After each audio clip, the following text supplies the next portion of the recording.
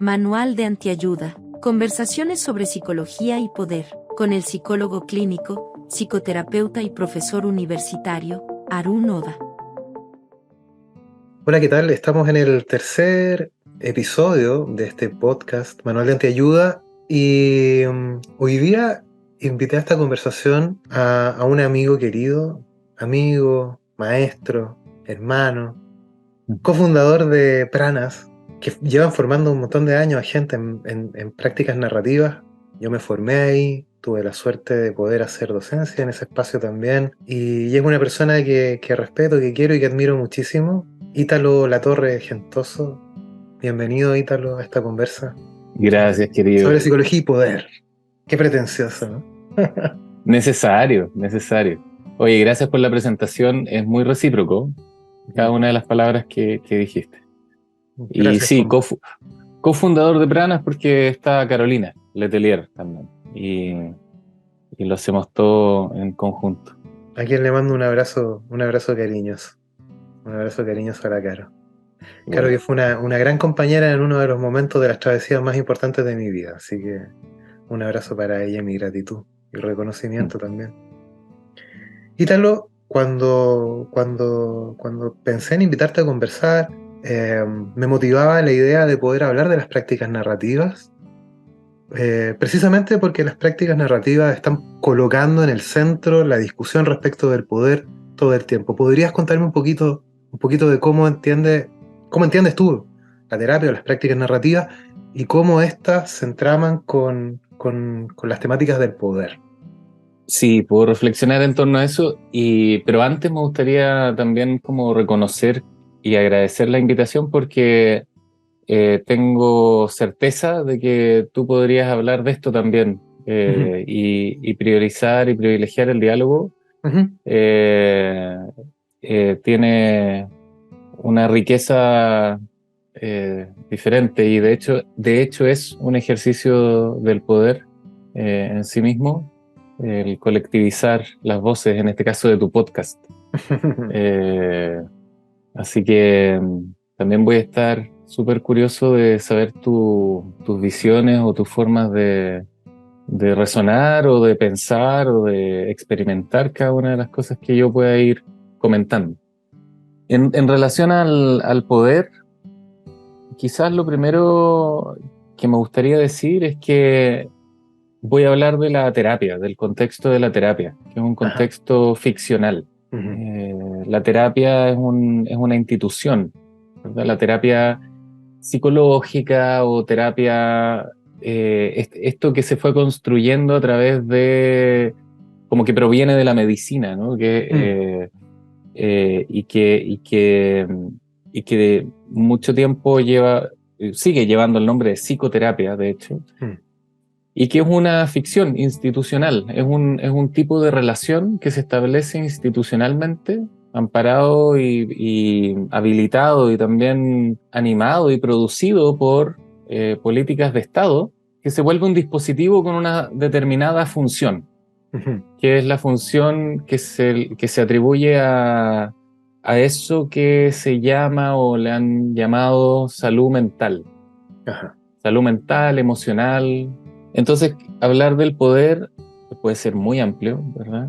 ujú, Hablar del poder en este contexto puede ser un poco más específico ujú, y es de lo que yo más creo tengo experiencia o puedo hablar porque es un lugar que ocupo. ujú, No en la teoría, sino que lo habito, lo produzco y reproduzco, lo ejerzo todos los días, ujú, teniendo conversaciones terapéuticas. ujú, El poder en este sentido sería tan simple como que yo tengo un título profesional, tengo la posibilidad de cobrar por tener conversaciones en las que se supone yo tengo un saber he tenido acceso a un saber para poder conversar con las personas y que estas conversaciones tengan un efecto sanador. ajá, Entonces las personas me pagan por eso, ¿verdad? O las instituciones me podrían pagar por eso también. ujú, Eh, el poder, en este sentido, es un lugar en la relación que uno ocupa. Ujú, un lugar que te pone en ventaja, ujú. que una parte está en ventaja y la otra en desventaja. Es una especie de En ventaja el, estructural, además.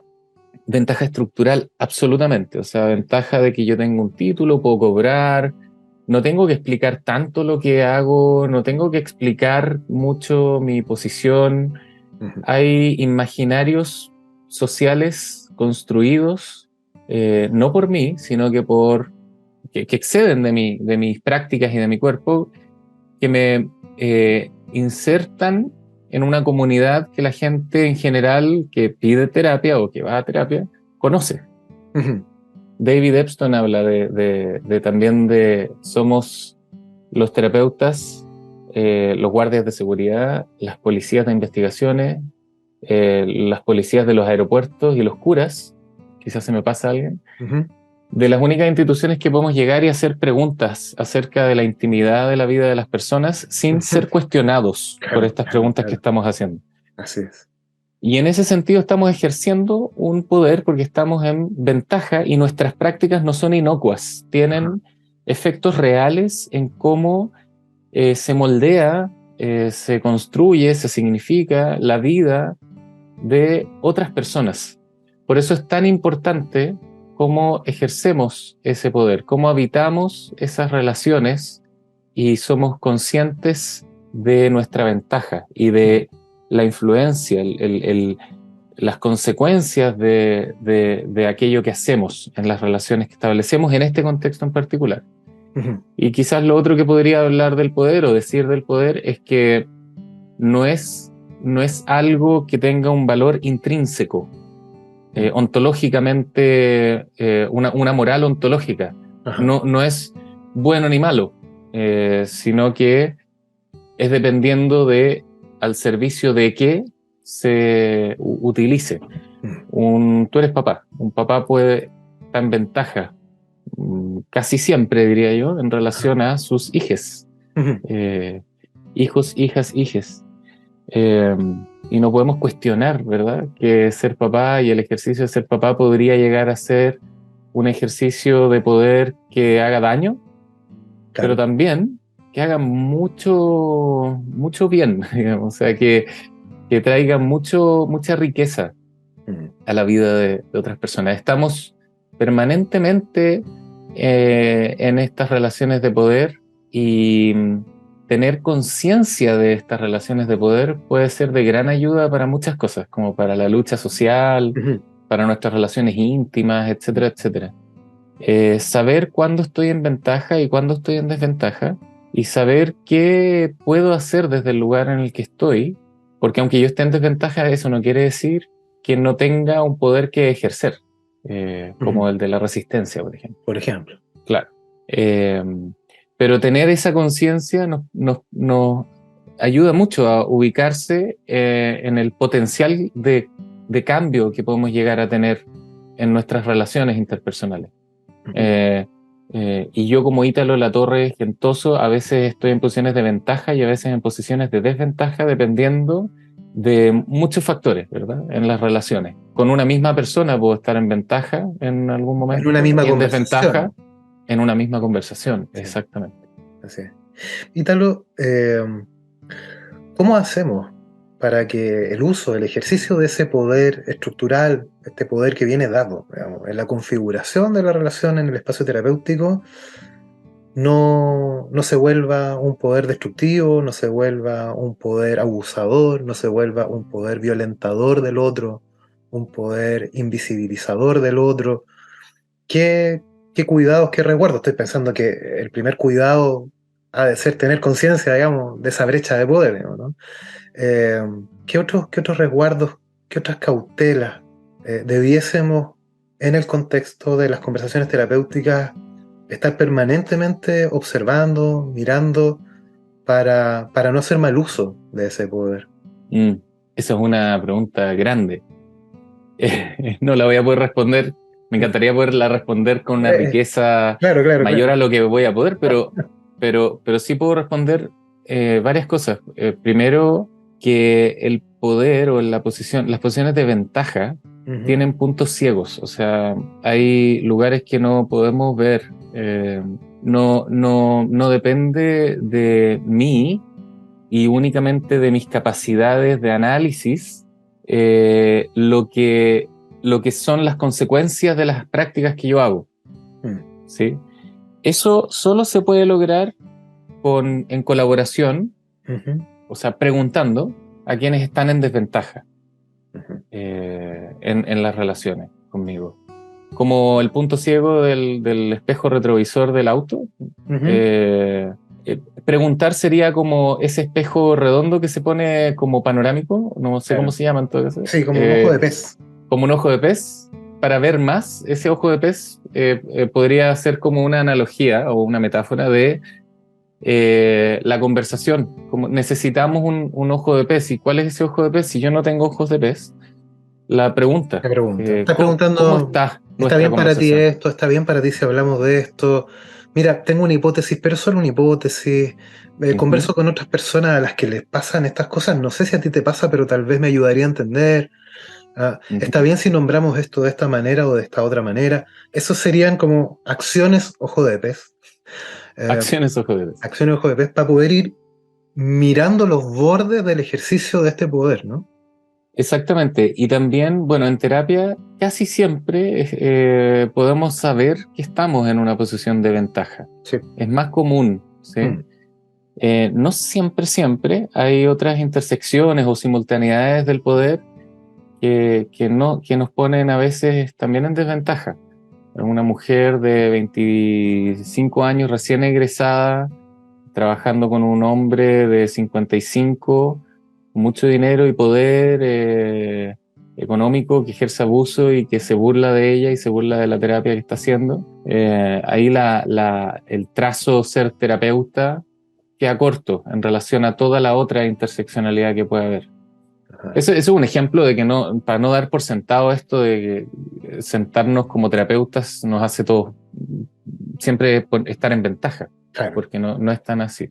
Eso es tan falso como pensar que nos vuelve buenos. Eso, claro.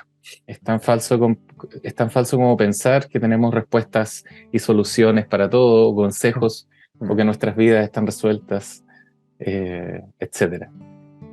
Lo otro que podría mencionar acerca del ejercicio del poder es poder... Michael White hablaba de una posición, que es la posición de influencia descentrada, le llamaba él. Michael White, uno de los fundadores, de los creadores de la terapia narrativa, para exactamente, que no lo conozcan. Michael White y David Epstein, claro, son como los principales referentes y fundadores de esto que se ha llegado a conocer con el nombre de terapia narrativa o prácticas de terapia narrativa. Y Michael White usaba este concepto que se ha traducido mucho como descentrado pero influyente. Yo en particular me gusta llamarlo influencia descentrada, lo descentrado como un adjetivo, como una forma de ejercer influencia. O sea, estamos ejerciendo influencia, estamos ejerciendo el poder, y descentrarnos significaría,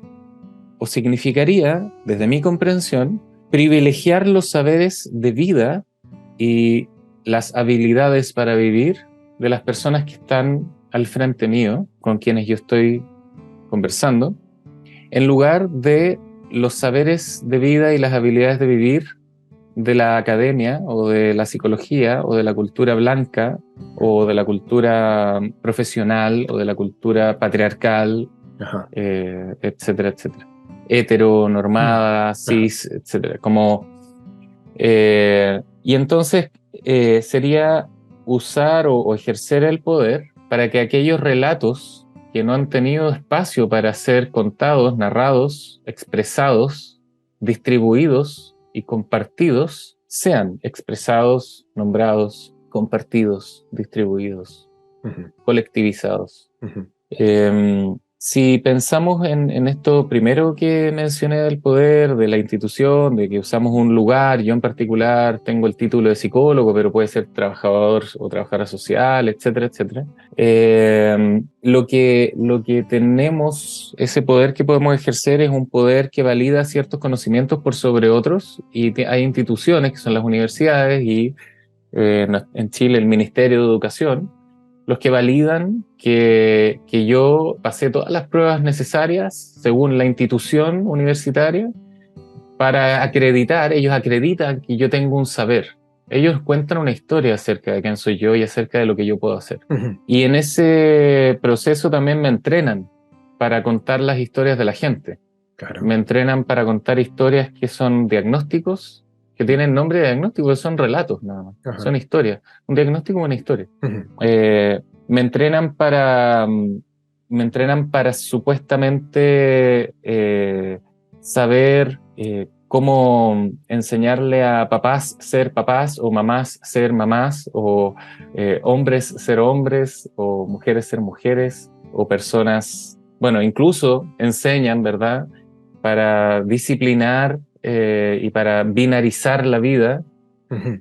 para patologizar la vida, incluso para volvernos cómplices de mucha criminalización de la identidad de las personas y de las acciones y de sus expresiones.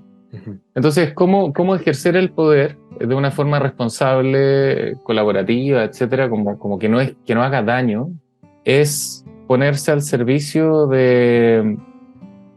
con curiosidad, ponerse al servicio de aprender de las personas, de escuchar sus relatos Ujú. y de saber hacer preguntas que ayuden a las personas a construir esos relatos que no han tenido espacio para ser construidos, Ajá. a contar estos relatos, estas historias, a relatar estas historias que no han tenido espacio para ser relatadas. Sí. Es poder reconocer, ¿no?, la titularidad de derecho del otro a través de un acto de justicia, digamos, de darle cabida real a esas otras posibilidades de contar la historia y no solamente una dignificación del otro nominal, así diplomática. No, mira, todas las personas son importantes, todas las historias son legítimas, los niños primero, ¿no? Todos estos discursos como, eh, que, que son meras posiciones declarativas, ¿no? Entiendo que entonces desde esta perspectiva la terapia narrativa busca encarnar este respeto al poder del otro, a la dignidad del otro, a los universos simbólicos del otro, como una acción, ¿no?, llevada a cabo en la conversación terapéutica. Quizás sería importante nombrar que uno de los supuestos básicos de las prácticas narrativas es que las historias, los relatos, constituyen la vida, son constitutivos de la vida. Somos las historias que contamos de nosotros, ¿no?, de nosotras. Claro. Las historias nos viven, como podría ser otra forma también de expresarlo. Los relatos, las historias son marcos de inteligibilidad que nos permiten acceder a la vida y construir vida al mismo tiempo, asignar los significados de la vida. Entonces, cuando nos interesamos por los relatos locales de las personas, esos relatos que dan cuenta de la vida vivida, de la experiencia de las personas, de los saberes que han ido desarrollando, las habilidades que han ido desarrollando para vivir sus vidas, para sortear los obstáculos que han tenido en sus vidas, en sus contextos particulares de vida. Cuando eso se honra enriqueciendo los relatos locales de las personas, contribuyendo a proveer de un contexto en el que se enriquezcan esos relatos, y ese contexto que estamos proveyendo es en base a la conversación y en base a otras prácticas también. Entonces, claro, si tenemos una noción de justicia en relación a la existencia de las personas y de dignidad en relación también al existir, al ser un legítimo ser, uno de los medios serían los relatos. Que, por ejemplo, cuando hablamos de animales no humanos y de medio ambiente, naturaleza, etcétera, etcétera, no podemos ir a la naturaleza a preguntarle sus historias o sus relatos, porque no podemos conversar así como hablamos nosotros con un perrito. Pero sí podemos acceder a una comprensión histórica de cómo el mundo, los animales, la naturaleza, el medio ambiente, etcétera, ha hecho para subsistir, para resistir, para seguir existiendo después de millones de años. Entonces, el acceso o los relatos es una cuestión, supuestamente, es una cuestión humana, ¿sí? Pero el hecho de que nos interesa cómo los seres vivos lo hacen para vivir en los entornos en que han resistido a la vida y han seguido viviendo en comunidad, eso es algo que va más allá de los relatos y más allá de lo humano. Y eso nos interesa también. No sé si tiene sentido. Tiene muchísimo sentido. Al menos para mí tiene muchísimo sentido. Me preguntaba entonces si las prácticas narrativas, digamos, necesariamente entonces exceden el formato tradicional de la terapia, ¿no? De la conversación uno a uno, en el espacio cerrado, ¿no? Y no solo habilitan otras posibilidades, sino que además precisan, requieren, ¿no? De otras acciones colaborativas, acciones donde se incorporan otros saberes, otras personas, comunidades, otros registros, ¿no? Las prácticas narrativas no son un invento como por fuera de las prácticas culturales que ya conocemos. Jerome Bruner dice que no existe ni ha existido ninguna cultura humana en que no se hayan contado historias. Ajá. En ese sentido, uno podría pensar que el contar historias es algo que ya hemos aprendido a hacer. O sea, que sabemos contar historias. Las personas cuando llegan a consultar con uno, en este contexto que, dicho sea de paso, usamos este contexto de la terapia, de la psicoterapia, de la psicología, el trabajo social, etcétera. Tendría que decir todas las profesiones para que nadie se me enoje aquí con que dije solo psicólogo. De lo cual no me enorgullezco en absoluto, en todo caso, además. Creo que bueno, ese es todo un tema, ¿no? Como la historia de la psicología no tiene mucho de qué enorgullecerse, digamos. Pero las personas llegan a este contexto que usamos porque estamos usando ese contexto colonial, validado por la academia, por academias que tienen poder por Europa, por la historia colonial europea e imperialista después de Estados Unidos y así, y llegan contando historias, no llegan haciendo otra cosa. O sea, nosotros no invitamos a la gente a hacer algo distinto a lo que ya están haciendo. Lo que hacemos son preguntas que dirigen esas habilidades que ya las personas traen, que son de contar historias, hacia lugares nuevos, hacia lugares que han estado subyugados o invisibilizados de sus propias vidas, a unir eventos de sus vidas que no habían sido unidos, en una temporalidad que no había sido explorada o habitada, y en torno a temas que no han sido los temas de los relatos que han dado significado a la vida de la gente. Muchos de estos temas con los que las personas llegan son historias cuyos temas son el diagnóstico, la enfermedad mental, la incapacidad, la frustración, el que no puedo, etc. Entonces, en las prácticas narrativas no nos vamos en contra de eso, porque sabemos que son relatos culturales que están dándole algún significado, y que muchas veces incluso no son ni buenos ni malos tampoco. O sea, hay muchas veces que un diagnóstico, yo creo que un diagnóstico es un acto criminal, ¿sí? Pero eso no quita, y esto es más complejo que una discusión superficial acerca de esto, eso no quita que el efecto que un diagnóstico, que una historia impuesta acerca de la identidad o un diagnóstico pueda tener en la vida de alguien, no tenga algunas consecuencias positivas también. Claro. ¿Por qué? Porque vivimos en un mundo occidentalizado en que esas historias tienen tanto poder que es probable que algunos beneficios incluso traiga. O sea, una mujer a mí me dijo que por fin tengo el diagnóstico de depresión mayor. ¿Por qué? Le dije yo. Porque antes mis papás pensaban que yo era floja y que era mala madre. Y se enojaban conmigo y me decían que cómo no me levanto y así, como tengo un hijo y así.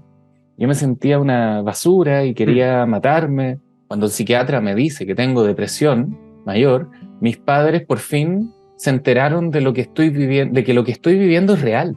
Claro, claro, Y entonces ahora me colaboran, claro. van a mi casa, me ayudan con mi hijo. Yo ando con más ánimo, Mm, me puedo levantar ahora. mm, Bueno, etcétera, etcétera.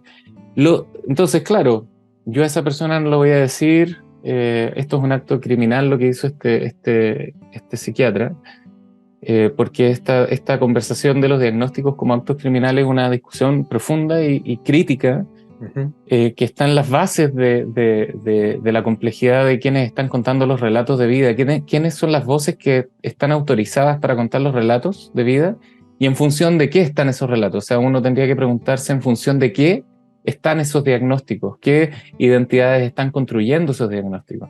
ujú, Porque al final, esta mujer, para poder ser ayudada, tiene que primero aceptar que está enferma. ujú, ujú. O sea, tiene que aceptar que es una enferma mental Claro, para poder recibir colaboración de sus para padres. poder legitimar ante su entorno, Porque digamos, su su necesidad de voz, ayuda, ¿no? Mm. exacto, porque Su, su su voz voz no era tan no fue legítima suficiente. como la de este psiquiatra, que Claro, probablemente nunca más lo van a ver, que lo claro, vieron 2 veces, y que tuvo más claro. autoridad sobre la vida de esta mujer. Entonces, nosotros no nos vamos en contra de ninguna historia que ya esté, sino que nos volvemos curiosos de qué efectos están teniendo estos relatos que las Estos relatos, personas están así es. habitando. Así es. Eso es lo que nos interesa. Que sí. Y hacemos preguntas para acceder a otros relatos posibles que han Hacemos estado preguntas, subyugados de la experiencia. preguntas subversivas Preguntas que subviertan que las subviertan. fuerzas hegemónicas Así que es. llevan a cierta elección de ciertos eventos en torno a ciertos temas. Ajá. Querido, a propósito de esto mismo, te quería preguntar, pues ya lo mencionaste, que me parece que es una de las discusiones que yo, al menos yo, menos he escuchado o menos he visto por encima de la mesa dentro del gremio. Yo no soy de esos psicólogos que participan mucho de instancias gremiales, pero uno siempre conoce, habita espacios, digamos, donde está interactuando con otros psicólogos, psicólogas, psicólogos. Y una de las discusiones que habitualmente se evitan, porque muchas veces decirlo para algunas personas puede resultar hasta pornográfico, ¿no? Es la idea de que la terapia o la psicoterapia o la terapia psicológica debiese ser exclusivamente una labor realizada por psicólogos y psicólogas titulados de universidades reconocidas por el Estado. En la línea de lo que tú planteas, y permítame decirlo, digamos, un dato no menor, es que ni Michael White ni David Epstein, ninguno de los dos es psicólogo, uno es trabajador social y el otro es antropólogo, ¿no? Antropólogo social. ¿Qué piensas tú a este respecto? ¿Cómo desde las prácticas narrativas podemos entender que estas prácticas incluso, digamos, no solo sobrepasan, sino que contradicen, ¿no? Algunos de los decálogos propios de la disciplina psicológica? Eh, ¿Qué impresión tienes tú? Tú además eres cofundador junto con la Caro de Prana, ¿no? De este centro de formación, ¿no? En prácticas narrativas. Y no solo de formación, también de reflexión, de generación de pensamiento crítico. ¿Cómo ves tú esto?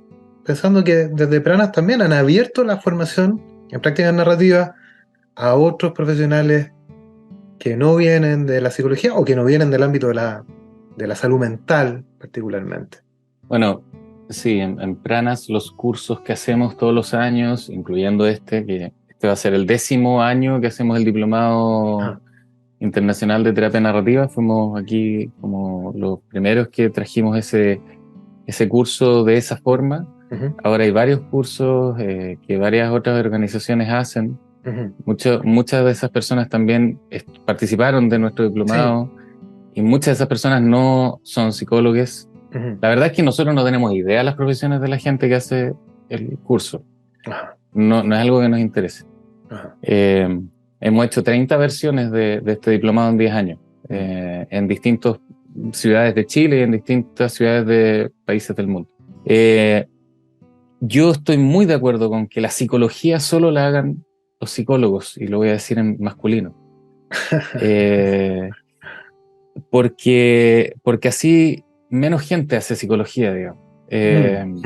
Entendiendo que la psicología tiene a su base la idea de una psiquis y tiene un mandato que cultural, social y político que es como cuidar el espacio de la psiquiatría y servirle, dejarle lista la sala, digamos, para que hagan su trabajo. En ese sentido, yo creo que ocupar el lugar de poder que una carrera, que un título universitario como la psicología o cualquier otra te puede dar, o sea, como estos espacios de hacer terapia, por ejemplo, en una institución o de forma privada o lo que sea, yo creo que tenemos la responsabilidad de no hacer psicología, ni de no hacer ninguna práctica que ponga primero a las personas, que represente a las personas como si las personas fueran los problemas. Entiendo. Creo que ningún ejercicio de poder, cuando trabajamos con el sufrimiento humano, sería no abusivo, ¿sí? Si es que se piensa que son las personas el problema. Porque te faltan, no sé, porque eres acuario y porque tienes ascendente en Aries. O porque tenía una descompensación bioquímica en el cerebro, ¿no? O porque tuviste una historia familiar, ¿no? Una cierta configuración familiar y entonces estás condenado a reproducir dinámicas de violencia, abuso, maltrato, qué sé. O porque eres hombre, o porque eres mujer, o porque tienes la piel más oscura, o porque tienes la piel más clara, o porque tienes más o menos edad, o porque tienes estudios formales o no, estudios formales, digo, tampoco es la mejor forma de decirlo, pero... Entonces, estos espacios la pregunta es cómo ocupamos estos espacios de poder para ejercer una influencia descentrada. O sea, que en este espacio que está dado por la psicología, en mi caso, por ejemplo, yo no distribuya más relatos psicológicos acerca de las personas. De déficits, de recursos, de patologías, de personalidades o de naturalezas humanas o de esencias, sino que lo pueda ocupar para contribuir al enriquecimiento de relatos locales que han estado subyugados, que no han tenido espacio para ser contados. Esas historias que no han tenido espacio para ser contadas. Esas historias que calzan más con la historia de los valores y de los sueños y de las esperanzas, y de los anhelos y de las añoranzas y de los compromisos de las personas con quienes conversamos. Esos relatos que tienen incrustado en términos de los eventos o de lo que las personas han hecho, las habilidades y los saberes locales y particulares que las personas han desarrollado a través del tiempo. Eso que yo no sé, por eso decimos en la práctica narrativa que las personas son expertas en sus vidas. Yo me vuelvo muy curioso acerca de eso. O sea, un ejemplo muy simple de esto sería preguntarte a ti ahora, Arun, ¿qué es lo que más te está interesando de esta conversación? Y la segunda pregunta sería, ¿y por qué? ¿Calza con algo que para ti es importante en la vida? Entonces yo estoy ejerciendo una influencia, si yo fuera el entrevistador y yo estuviera en ventaja, porque yo te estoy haciendo una pregunta, estoy dirigiendo, estoy poniéndote una flecha, una dirección. Podemos ir por un camino o por otro camino. Yo no te estoy diciendo, yo creo, Arun, que esto te parece súper interesante porque como eres, no sé qué signo eres tú. Dinosaurio. Como eres dinosaurio, los dinosaurios se interesan por este tipo de cuestiones. Pero no, al contrario, te estoy preguntando. Estoy ejerciendo una influencia porque te estoy invitando a pensar en algo en particular, no en cualquier cosa, sino que en algo en particular. En tu interés, en qué es lo que más te interesa de esta conversación, y después te estoy invitando a reflexionar en torno a por qué, con qué valor, sueño, esperanza, compromiso calza eso que te está interesando. Entonces estoy siendo descentrado, ¿por qué? Porque yo no sé la respuesta. Ajá. Tú eres experto. Yo no sé lo que te está interesando de No esta hay una conversación. respuesta correcta, digamos. No hay una respuesta esperable, no hay una respuesta deseada, y estoy dándole espacio a tu campo vital para nombrar las cosas en tus propios términos, ¿no? Y enseñarme. Qué bonito. Enseñarme tu mundo. Entonces yo aprendo y mis siguientes preguntas van a responder a esas respuestas que tú me estás dando, no a lo que yo previamente tenía establecido. Eso es muy bonito en la práctica Sí. narrativa. Nunca sabemos dónde vamos a llegar. Entonces es bien poco aburrido, no tenemos protocolos, recetas, no tenemos ningún set de preguntas que están establecidos, no sabemos dónde queremos llegar. Lo No hay único guías que sabemos, clínicas. no hay guías clínicas, lo único que sabemos es que tomamos una dirección. ¿Qué dirección? Y que le ponemos mucha fuerza hacia relatos que no han podido ser contados y que son preferidos por las personas, que calzan con lo que valoran y que desentrañan o nombran y vinculan las habilidades y los saberes particulares de las personas.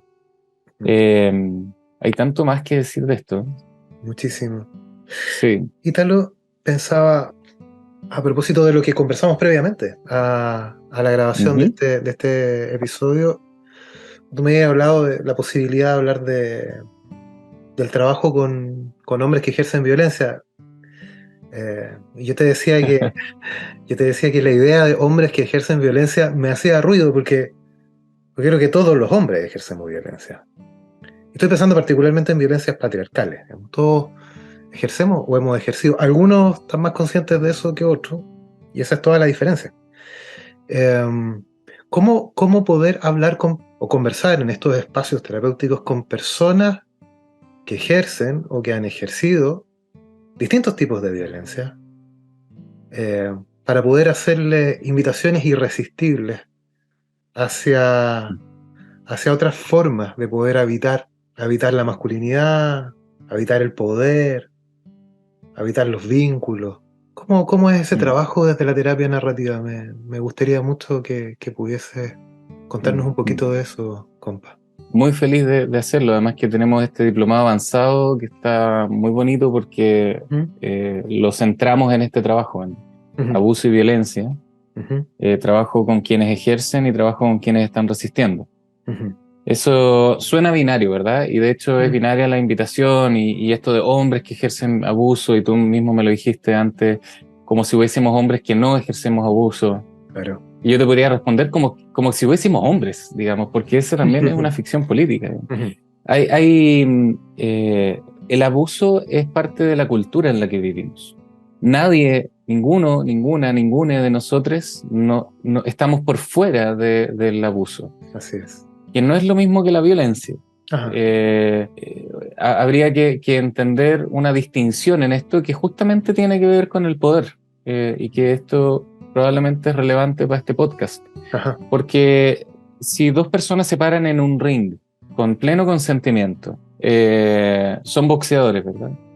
Ellos quieren estar ahí, aman el boxeo. Desde pequeñitos siempre quisieron ser boxeadores. Los dos son peso mosca, los dos están compitiendo. Lo que ocurre ahí, ¿es violento o no es violento? Es violento. Claro que sí. ¿Es abusivo? No es abusivo. El abuso es el problema, no la violencia. De hecho, la violencia a veces es necesaria para responder al abuso. Así es. Incluso. Entonces, y el abuso muchas veces puede no ser violento, o si uno quiere, las palabras aquí no importan tanto, puede no ser agresivo. Un silencio puede ser muy abusivo. Y oye, pero si yo no te hice nada. Oye, pero si... Y claro, la mamá que espera la respuesta del papá del hijo, y no responde, y responde al otro día y responde con un monosílabo. Y sabe que está todo a su favor y que la cultura está a su favor y que eso es una práctica abusiva y no es necesariamente ni agresiva ni violenta. Y si la mujer responde, oye, pero ¿por qué me haces esto? Está loca. Mira, cómo estás loca. Entonces, ¿cómo exageras? ¿O eres hipersensible? ¿O te estás pasando películas? Entonces, primero que todo es el abuso el problema. Y en ese sentido, el trabajo implica entender la cultura del abuso. el abuso como un sistema político que permite al patriarcado heteronormativo y a la colonialidad Ajá. existir. El abuso eh, implica construir cuerpos que tienen más valor que otros. Los cuerpos blancos sobre los cuerpos racializados, los cuerpos europeos sobre el cuerpo del indígena, el cuerpo del hombre sobre el cuerpo de la mujer, el cuerpo de los adultos sobre el cuerpo de los niños, El cuerpo etcétera, cis etcétera. versus el cuerpo trans. Exactamente.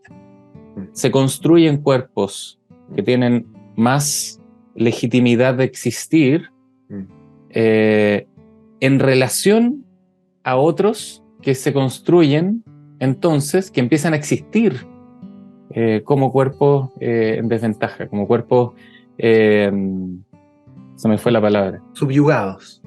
Subyugados, sí, deteriorados, hay otra palabra, pero bueno, cuerpos con menos valor. Cuerpos que de hecho, dentro de la teoría colonial se habla de los cuerpos y de la carne. Claro. Hay cuerpos que cuando mueren hay duelos, digamos, y hay carne que da lo mismo que mueran, que son la necropolítica, ¿no? La necropolítica, la bionecropolítica, Fanon, ¿no? Claro, que justamente esos cuerpos que más mueren, de hecho, son los más asesinados y los más violados. ¿Por qué? Porque están construidos como cuerpos no violables ni matables, como los animales, por ejemplo. Entonces, es el abuso el problema, y el abuso solo ocurre en estas relaciones de poder, cuando yo abuso del poder que estoy pudiendo ejercer. No cuando lo ocupo, como estábamos hablando antes, que tiene más relación con ocupar el poder para enriquecer las vidas, enriquecer la cultura local, enriquecer las relaciones con las personas, etc. Esto sería, el abuso es la forma cultural que existe para hacer prevalecer estos binarios que sostienen ciertos cuerpos con más poder que otros. Qué interesante distinción, ¿no? Entre el abuso y el poder, entre el abuso, perdón, y la violencia, porque ¿cuántas veces, no? Escuchamos el argumento de la violencia, ¿no? Sin incorporar unas arengas contra la violencia totalmente despolitizadas, como ¿no? Esta gente que sale a destruirlo todo y salen a marchar y cortan el tránsito y rompen los vidrios y queman un basurero. Bueno, eso es violento y entonces está mal, ¿no? Y la gente tiende a alinearse rápidamente con ese discurso, que en algún nivel entrama muy bien con el sentido común, sin preguntarse, digamos, por las dinámicas de abuso sonriente, de cuello y corbata, que no rompe un huevo, pero que genera un daño profundo, ¿no? Y esa distinción permite repolitizar una serie de prácticas, también de prácticas terapéuticas, ¿no? Que precisamente desde posiciones de poder estructural generan daño, comillas, no violentos, ¿no? Generan violencias no violentas, o violencias no visibles, o violencias muy bien enmascaradas, ¿no? Sustentadas en la ética del abuso. Y Italo, cuéntanos un poquito más sobre el diplomado de Pranas, cuáles son las fechas, si la gente que está escuchando se interesa por saber más, o eventualmente por inscribirse en el diplomado, ¿qué debiese hacer? ¿Dónde debiese buscar? Pranaschile.org, ahí están los 2 diplomados que estamos invitando, que comienzan a fines de abril. Ajá. Y uno es todas las bases éticas, políticas y prácticas, por supuesto, de la terapia narrativa, donde el foco está en el hacer, en que las personas salgan del diplomado con la sensación de que por fin pueden empezar el viaje de la práctica, ¿no? Que eso ya es otra cosa, ¿no? Eso ya son años y uno sigue en eso para siempre, menos mal. De las prácticas narrativas, como aprender un idioma, es como aprender inglés acá en Chile para irse a Canadá. Y entonces me voy tranquilo porque ya sé más o menos, ¿no? Y puedo conversar y puedo puedo ir a todos lados, puedo comer, no me voy a quedar sin sin tener amistades y etcétera. Mm. Y el diplomado avanzado, en el que abordamos más profundamente el tema del abuso y la violencia y el trabajo con quienes ejercen y el trabajo con quienes resisten. No totalizando, por supuesto, a quienes ejercen como si solo fueran eso, sino que cuando se torna el tema de las conversaciones, que nunca es solo eso. Las personas que ejercen abuso habitualmente han vivido abuso. Y han resistido a esos abusos. Y han resistido a ese abuso. Y muchas veces personas que resisten a mucho abuso también ejercen abuso en otras relaciones.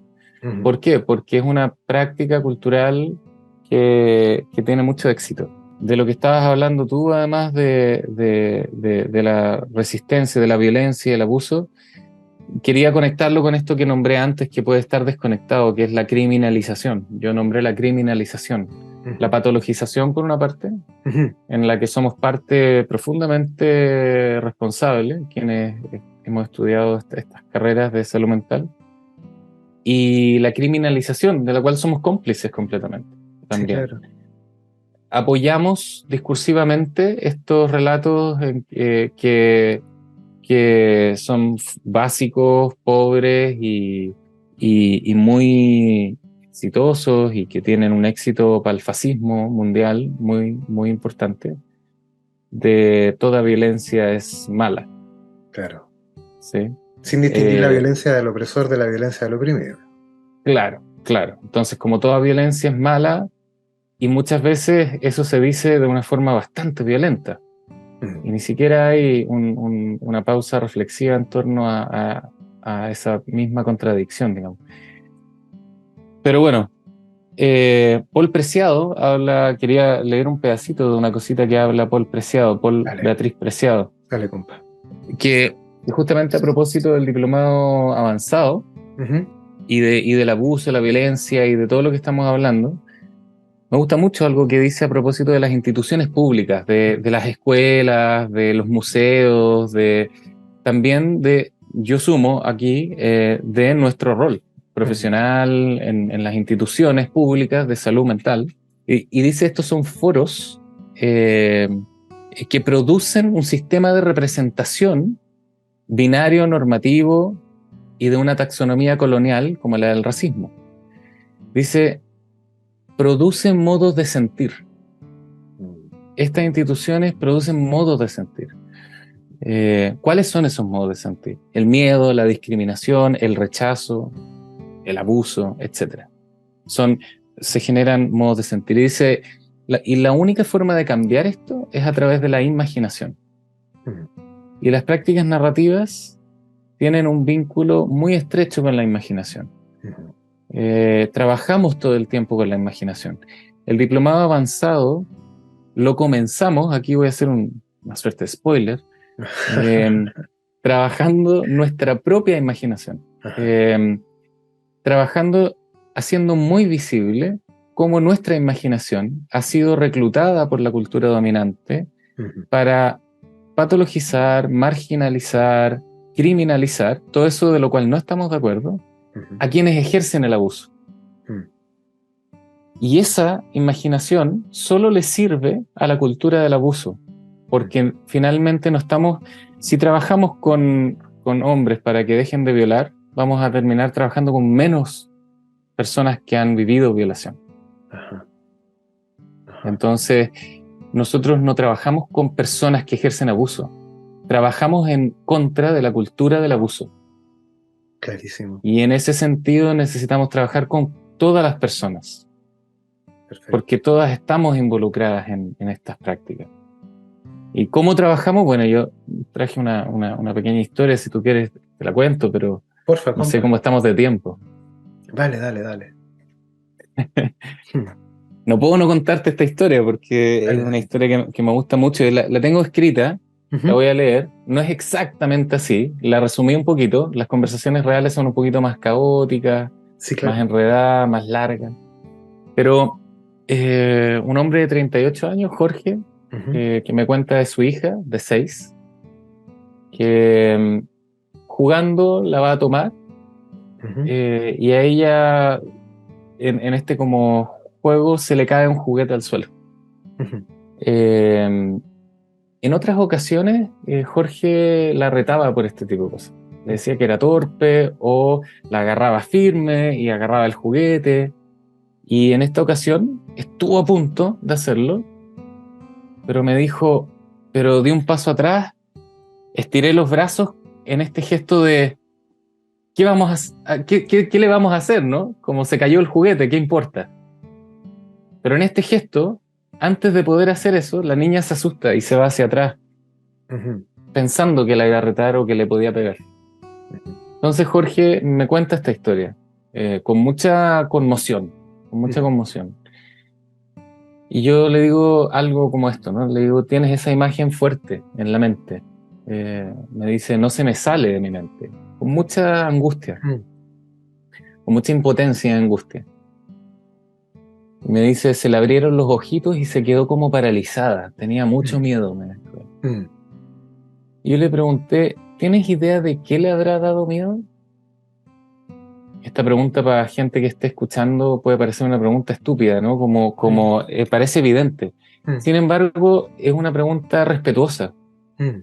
que tiene a la base el no subestimar la capacidad de nadie Ujú. de poder ser crítico con su propia Ajá. vida o de poder tener ideas de lo que está pasando. Ajá. Y yo no quiero dar por sentado a que la niña, qué piensa él o qué sabe él de lo que la niña tuvo miedo. Yo quiero escuchar sus palabras, sus imágenes, lo que él se está imaginando de la situación, de sí mismo, de las posibilidades futuras y de su hija. Y él llora cuando yo le digo, ¿tienes idea de qué le habrá dado miedo? Llora, llora, llora, muchas lágrimas. Me dice, yo le doy miedo. Ujú. De que le iba a pegar o algo así. Y se tapa su cara, su rostro. En ese momento nos quedamos en silencio un rato. Ujú. Yo lo veo muy conmocionado Ujú. con esto. Y la verdad es que estoy curioso y le pregunto, ¿en qué está tu mente? ¿En qué está tu cuerpo? ¿En qué estás? Quiero saber en qué está. Y él me dice, siento frustración inmensa. Le da miedo su papi, me Ujú. dijo. Entiendo, le digo yo. ¿Y no es acaso justo eso lo que tú no quieres? ¿Estaría bien entender que esto sería lo contrario a lo que estás tratando de construir en la relación con tu hija? Ajá. Yo estoy muy curioso porque él no está indiferente Ujú. a que lo que está construyendo como papá no es lo que quiere construir. Ujú. Entonces, por un lado está la frustración, pero por el otro lado está en una estrecha vinculación Ujú. con su sueño, Ujú. añoranza de ser Con un su anhelo padre que no es ese. Claro, claro. Y yo estoy interesado en ese anhelo, por eso le hago esta pregunta. Sí. Pero él me responde, porque mi pregunta no está bien andamiada, parece, me dice, me da mucha impotencia, me da mucha vergüenza, quizás sea mejor que no me vea más. Yo le digo, Jorge, me gustaría hacerte algunas preguntas acerca de esto que te está pasando. ¿Estaría bien? Sí, me dice. ¿Qué significará que un papá se dé cuenta del miedo de su hija?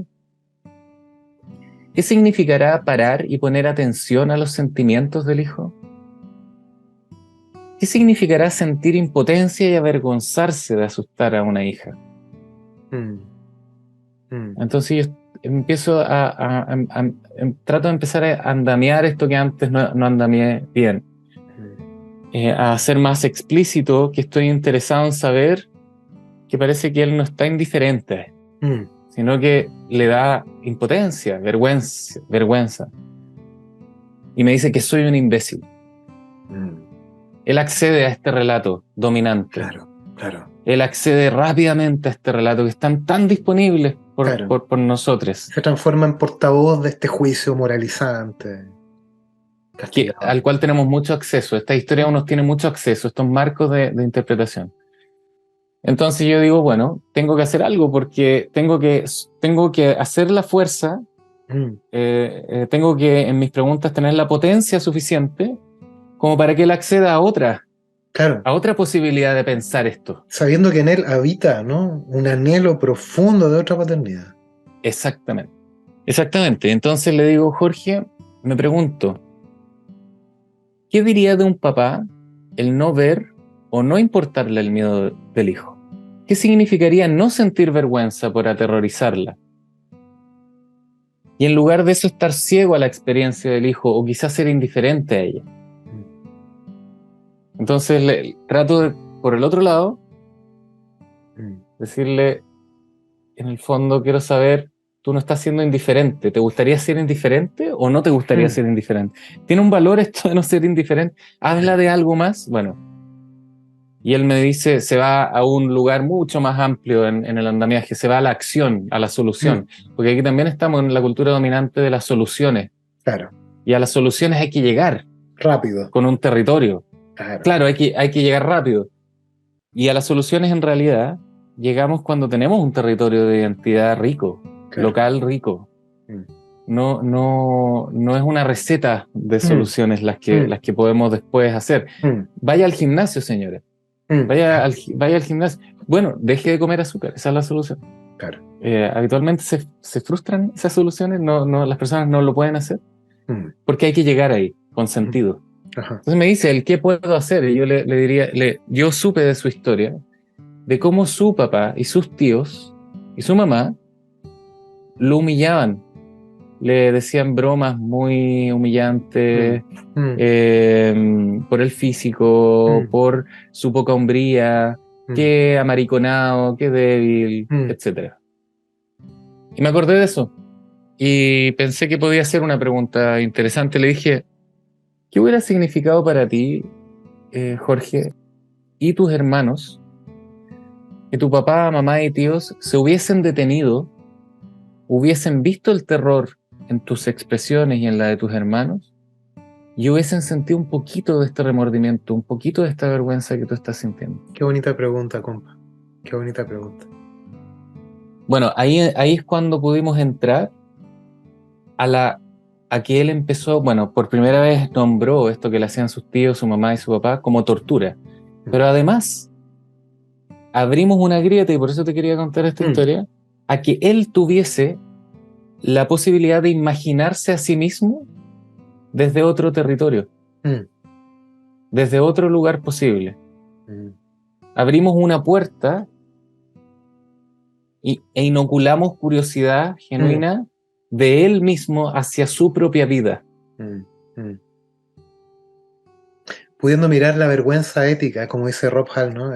La vergüenza ética como un recurso que lo habilita para la vida que sueña, ¿no? Correcto, exactamente. Y que el juicio de soy un idiota es funcional. Es funcional a la cultura del abuso. Exactamente. Y entonces también, y quizás, bueno, sé que hemos conversado mucho rato, ¿no? Pero yo me entusiasmo, me emociono mucho con estos temas. Entonces, pero es entender que quien ejerce abuso es mucho más que el abuso que ejerce. Vicki Reynolds habla, todas las personas son mucho más, somos mucho más que lo peor que hemos hecho. Por supuesto, no somos el peor acto que cometimos. Y en ese territorio nos paramos a indagar. En ese territorio hay mucho más que decir. Bueno, la gente puede hacer los diplomados si quiere. Aprovecho a hacer publicidad. Pero de eso un poquito se trata, querido. Querido, qué linda conversa.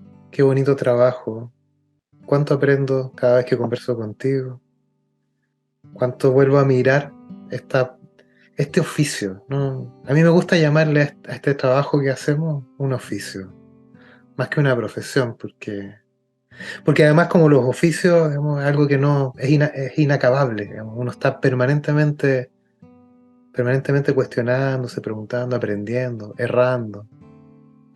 Y ha sido un bellísimo camino, y compartir y poder conversar con personas como tú, que están mirando esta praxis críticamente, con sed de justicia, con ganas de romper ciertos moldes y patrones, y de democratizar la conversación en términos de justicia.